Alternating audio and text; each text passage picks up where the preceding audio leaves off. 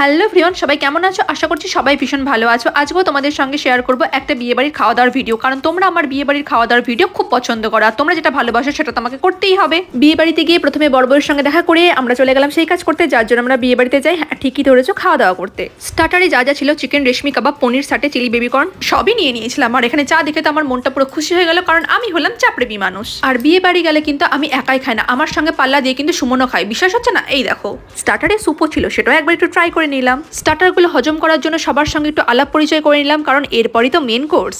Main কোর্সে তো অনেক কিছুই ছিল, কিন্তু আমি সবকিছু নিইনি, কারণ আমি খাওয়ার খেতে পছন্দ করি, নষ্ট করতে নয়। মেন কোর্স থেকে প্রথমেই আমি নিয়ে নিয়েছিলাম তান্দুরি রুটির সাথে তরকা, যেটা আমার হেভি লেগেছে। তারপর নিয়েছিলাম এক পিস ফিশ ফ্রাই, তার সাথে শুধুমাত্র ট্রাই করার জন্য অল্প করে নিয়েছিলাম জাফরান পোলাওর সাথে আলুর দম। এরপরে নিয়ে নিয়েছিলাম আমাদের শো স্টপার মাটন বিরিয়ানি। আর ডিনারটা শেষ করলাম চাটনি, পাঁপড়, মাখা সন্দেশ, গোলাপ জামুন এবং আইসক্রিম দিয়ে। আমি এবার পানটা নিয়ে বাড়ি যাই। তোমরা ভিডিওটা কেমন লাগলো জানিয়ে, ভালো লাগলে একটা লাইক করে দিও। টাটা।